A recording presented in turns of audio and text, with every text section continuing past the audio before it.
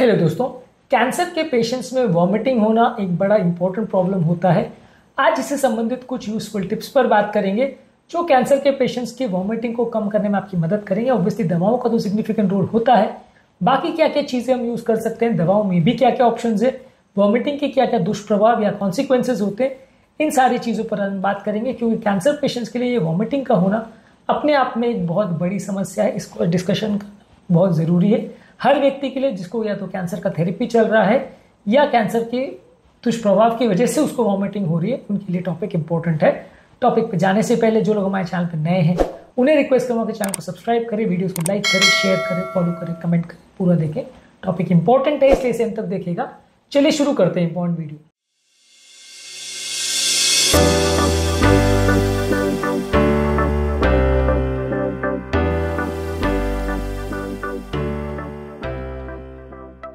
सबसे पहले कैंसर में जो वॉमिटिंग होती है उससे क्या प्रॉब्लम्स या दुष्प्रभाव होते हैं। इससे डिहाइड्रेशन होता है कैंसर के पेशेंट्स में, कई बार ज्यादा वॉमिटिंग होने की वजह से शरीर का पानी कम हो सकता है। इससे साइड इफेक्ट होते हैं, बहुत ज्यादा वॉमिटिंग होने से शरीर का सोडियम, पोटेशियम और क्लोराइड के लेवल्स में सिग्निफिकेंट चेंजेस हो सकते हैं, जिससे मसल वीकनेस, अरिथमिया और कंफ्यूजन हो सकता है। ये एक इंपॉर्टेंट इशू है। इसके अलावा लोगों का खाना पीना कॉम्प्रोमाइज हो सकता है, लोगों का न्यूट्रिशन कॉम्प्रोमाइज हो सकता है, जिससे लोगों को वेट लॉस हो सकता है, मसल वेस्टिंग हो सकता है। इसके अलावा कैंसर के पेशेंट्स में अगर वॉमिट हो जाए, पेशेंट उस समय अनकॉन्शियस हो तो एस्पिरेट कर सकता है, यानी श्वास की नली में वॉमिट चला जाए तो पेशेंट उसकी वजह से सडन मृत्यु हो सकती है। इसके अलावा पेशेंट को कई बार बहुत ज्यादा वॉमिटिंग होने की वजह से ट्रीटमेंट अपनी दवा बंद कर देता है पेशेंट, और पेशेंट इतना ज्यादा परेशान हो जाता है कि वो कोई भी थेरेपी लेने से ही मना कर देता है, क्योंकि वॉमिटिंग इतना ज्यादा टॉक्सिक साइड इफेक्ट होने चालू हो जाता है। जैसे ही वो दवा लेता है इतनी वॉमिट हो जाती है कि वो बर्दाश्त करना मुश्किल होता है। दवाओं से भी अक्सर कंट्रोल नहीं होता। इसकी वजह से कई ट्रीटमेंट पूरी तरह से बंद हो जाते हैं, लोग थेरेपी चेंज कर देते हैं, दूसरी पद्धति में चले जाते हैं सिर्फ वॉमिटिंग की वजह से। तो ये एक छोटा इशू नहीं, काफी बड़ा और डेंजरस इशू है। तो इसको डिस्कशन करते हैं, इस पे क्या क्या कर सकते हैं। करने में देखिए, सबसे पहले दवाइयों की अगर बात करें तो इसमें सबसे ज्यादा कॉमनली यूज होती है दवाई ऑन्डेंसेट्रॉन, ग्रेनिसेट्रॉन इस ग्रुप की सेरोटोनिन 5-HT3 रिसेप्टर एंटागोनिस्ट जो है, ये ज्यादातर दवाइयां अक्यूट कीमोथेरेपी इंड्यूस वॉमिटिंग के लिए यूज की जाती है। इसके अलावा न्यूरोकाइनिन 1 रिसेप्टर एंटागोनिस्ट यानी NK1 रिसेप्टर एंटागोनिस्ट, इसमें एप्रेपिटेंट और फॉस्फेपिरेंट ये दोनों बेसिकली एंटीमेटिक या वॉमिटिंग को कम करने वाली दवाई हैं। इसके अलावा आप सूजन को कम करने के लिए स्टेरॉइड्स का कई बार प्रयोग करते हैं। ये कई बार बाकी जो दवाई आप प्रयोग करते हैं, वैसे तो स्टेरॉइड वॉमिटिंग को कम करने की दवा नहीं है, लेकिन सूजन को कम करके ये वॉमिटिंग की दवाओं के साथ काम करता है, तो थोड़ा बेटर रिजल्ट्स मिलते हैं। इसके अलावा आप डोपामिन एंटागोनिस्ट जैसे मेटोक्लोप्रोमाइड और क्लोरप्रोमाजिन का प्रयोग करते हैं। अगर किसी व्यक्ति को दवाई देने के बावजूद भी अगर वॉमिटिंग हो रहा है तो साथ में इसका प्रयोग किया जाता है। कई बार अगर किसी व्यक्ति को घबराहट की वजह से एंटीसिपेटरी अगर वॉमिटिंग हो रहा है तो वैसे पेशेंट में एंग्जाइटी को कम करने के लिए बेंजोडाइजिपिन यानी एंटी एंग्जाइटी मेडिसिन देते हैं। किसी किसी पेशेंट में कैनाबिनॉइड्स जैसे ड्रोनाबिरॉल और नाबिलोन इनका प्रयोग किया जाता है। अगर कोई व्यक्ति को कीमोथेरेपी इंड्यूस वॉमिटिंग है और वो दवाओं को रिस्पॉन्ड नहीं कर रहा है तो उसका प्रयोग होता है। इसके अलावा एंटी हिस्टामिनिक में डाइफेनाइड्रामीन और इस तरह की दवाइयों का प्रयोग किया जाता है जो नोजिया, वॉमिटिंग और अगर किसी को ब्रेन में चक्कर वगैरह का साथ में प्रॉब्लम है, साथ में वॉमिटिंग आ रहा है तो उसमें प्रयोग इसका किया जाता है।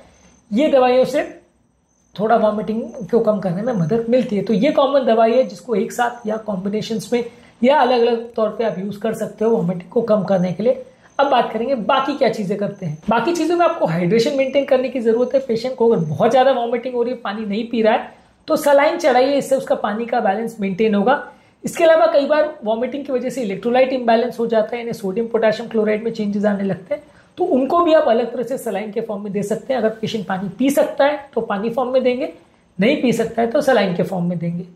इसके अलावा पेशेंट को न्यूट्रिशनल सपोर्ट देते हैं, क्योंकि ज्यादा वॉमिट करने की वजह से उसके शरीर में पोषण कम हो जाता है, तो वैसे पेशेंट को सादा खाना, क्लियर फूड देंगे और उनको बहुत ज्यादा ऑयली, स्पाइसी, जंक फूड नहीं देंगे।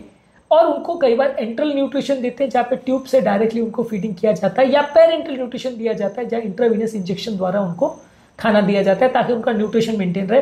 क्योंकि ये वॉमिटिंग की समस्या कई दिनों तक चल सकती है और ऐसे में जब वॉमिटिंग होती रहेगी तो पेशेंट खाना नहीं खा पाएगा।